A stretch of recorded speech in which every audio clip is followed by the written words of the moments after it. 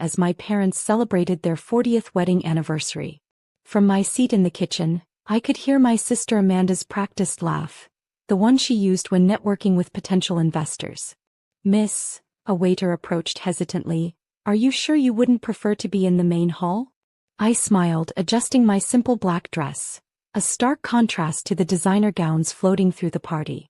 "No thank you. Apparently this is where I belong."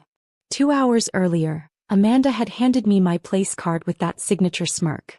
"The kitchen staff table," she'd announced loudly enough for nearby guests to hear.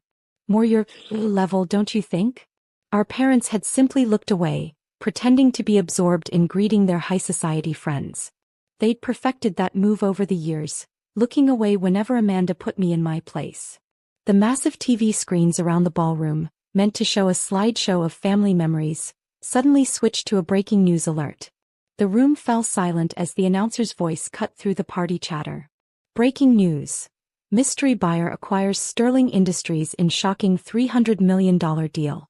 The family-owned company, facing bankruptcy after recent mismanagement, was purchased in a surprise move this afternoon.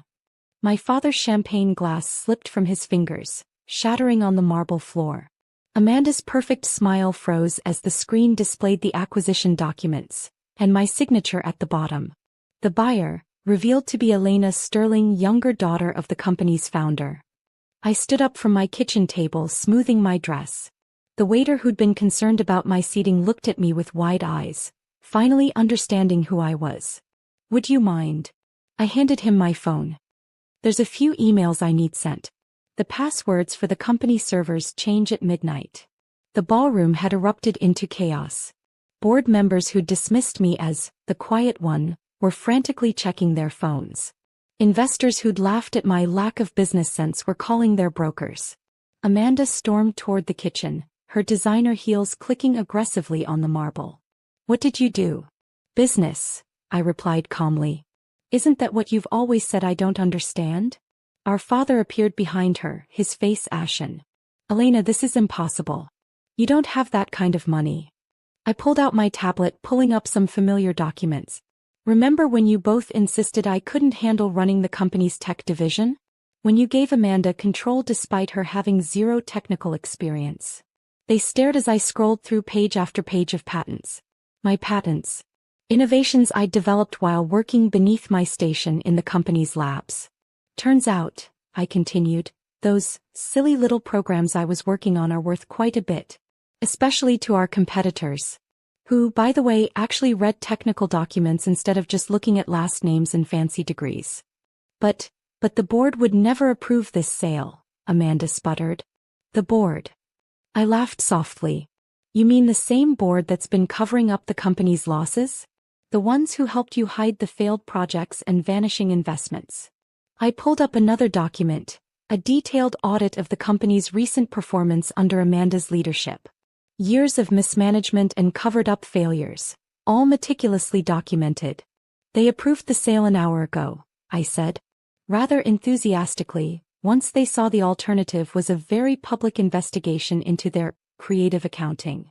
The kitchen staff had quietly gathered around us, watching the drama unfold with barely concealed satisfaction. They'd seen how the family treated me over the years, the snide comments, the dismissive attitudes, the constant reminders that I wasn't sterling material. "You can't do this," my father's voice shook with rage. "This company is our legacy." "Was our legacy," I corrected, pulling up more documents on my tablet. "Let's review that legacy, shall we?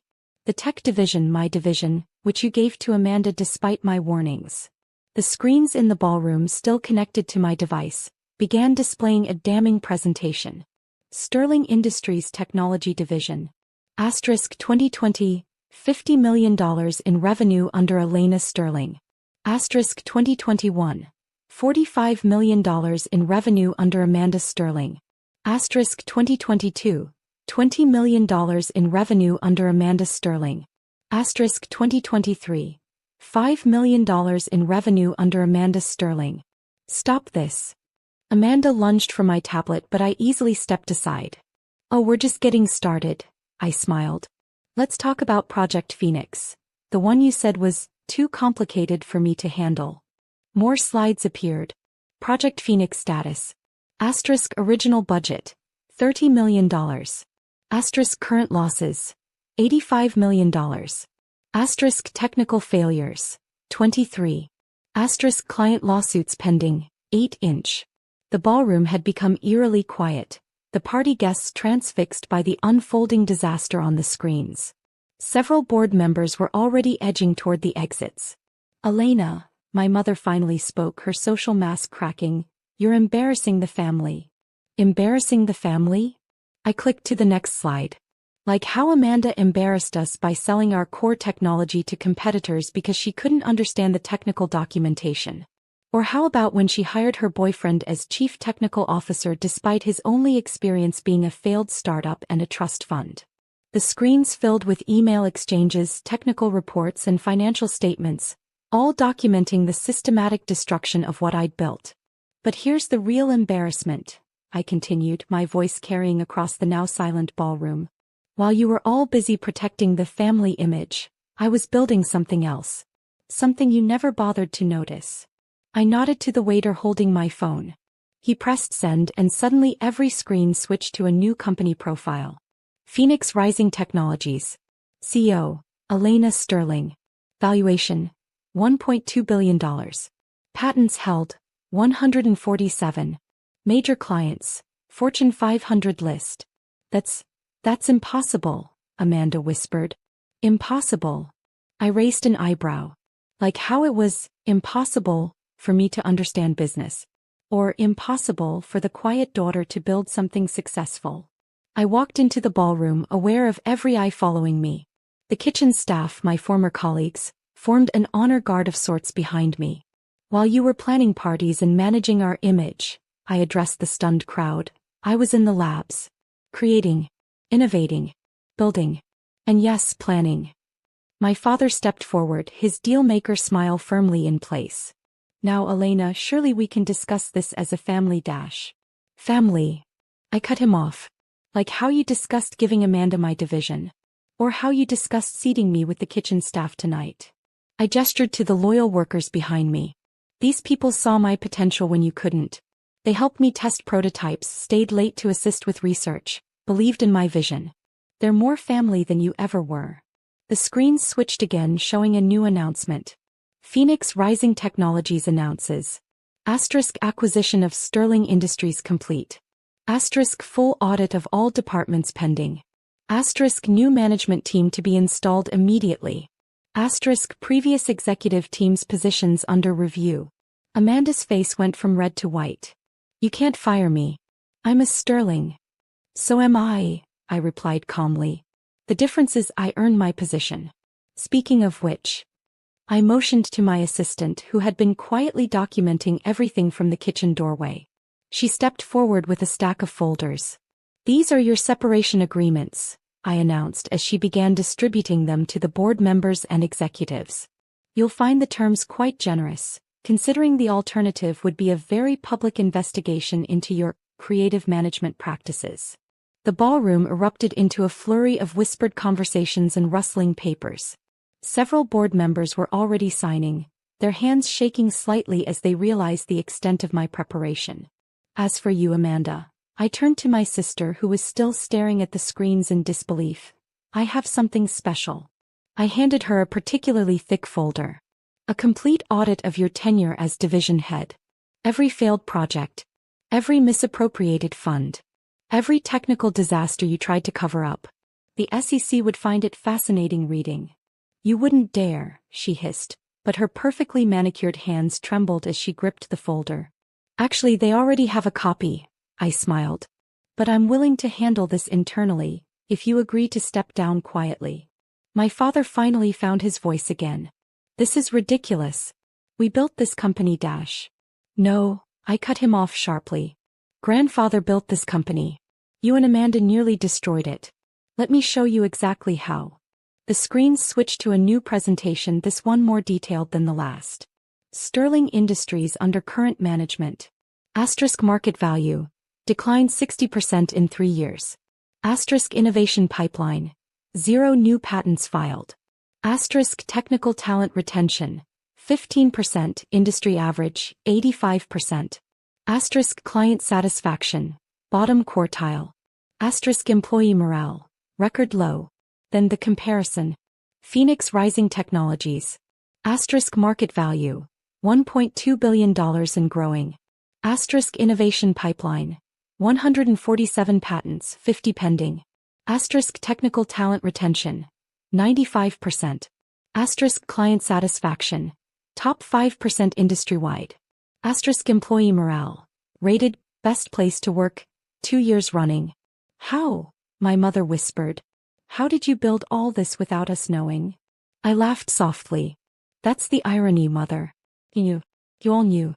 I sent reports, presentations, proposals, dozens of them. But you were too busy attending charity galas and managing the family image to read them. I clicked to another slide, displaying years of ignored emails and dismissed proposals. Remember this one? I pointed to a particular proposal. This silly little project, Amanda said, wasn't worth the board's time. It's now worth $200 million in annual revenue for Phoenix Rising. The kitchen staff had begun serving champagne, not to the party guests but to each other. They'd been part of my journey, watching and helping as I built my company from the ground up.